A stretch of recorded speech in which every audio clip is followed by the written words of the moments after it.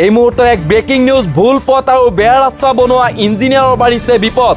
পথ নিৰ্মাণত বিসংগতিৰ বাবে দুৰ্ঘটনা হ'লে এতিয়াৰ পৰা ইঞ্জিনিয়াৰ যাব লাগিব জেললৈ পথৰ কাম বেয়া কৰা ইঞ্জিনিয়াৰৰ বিৰুদ্ধে কঠোৰ হৈছে পথ পৰিবহণ মন্ত্ৰী নীতিন গাডকাৰী ইঞ্জিনিয়াৰৰ ভুল কামৰ বাবে দেশত বৃদ্ধি পাব ধৰিছে পথ দুৰ্ঘটনাৰ সংখ্যা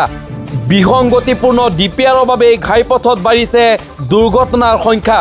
এতিয়াৰ পৰা বিসংগতিপূৰ্ণ কাম কৰা ইঞ্জিনিয়াৰৰ বিৰুদ্ধে ৰুজু কৰা হ'ব গোচৰ বেয়া আৰু ভুল পথ বনোৱা ইঞ্জিনিয়াৰ জেল যাব লাগিব বুলি মন্ত্ৰী নীতিন গাডকাৰী এক বিশেষ ঘোষণা পথ দুৰ্ঘটনা হ'লে ইঞ্জিনিয়াৰৰ বিৰুদ্ধে গোচৰ ৰুজু কৰাৰ নিৰ্দেশ দিছে মন্ত্ৰী নীতিন গাডকাৰীয়ে প্ৰতি বছৰে দেশত পথ দুৰ্ঘটনাত নিহত হয় 1,80,000 লোক প্ৰতি বছৰে দেশত সংঘটিত হৈ আছে 4,80,000 পথ দুৰ্ঘটনাত নিহত হোৱা 66.4% 18 পৰা 45 বছৰ বয়সীয়া ভুল পথ আৰু বেয়া ৰাস্তা বনোৱা ইঞ্জিনিয়াৰৰ এতিয়া বাঢ়িছে বিপদ